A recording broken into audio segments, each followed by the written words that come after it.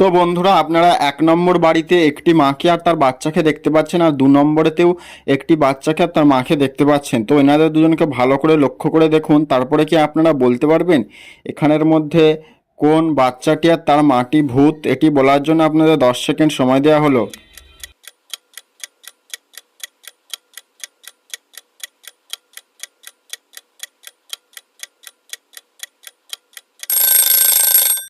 কি বন্ধুরা, আপনারা কি উত্তরটি পেরেছেন? আশা করছি অনেকেই পেরেছেন। তো যারা যারা পেরেছেন আপনাদের উত্তর অবশ্যই কমেন্ট করে জানাবেন।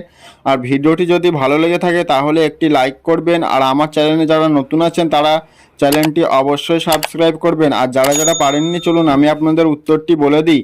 তো আপনারা দেখুন, এখানে 1 নম্বর মহিলাটি আর তার বাচ্চাটি ভূত, কারণ দেখুন তাদের মশালটা যে আছে, মশালের অপোজিটে তাদের কোনো ছায়া পড়েনি। আর 2 নম্বরে দেখুন তাদের ছায়া রয়েছে, এর থেকেই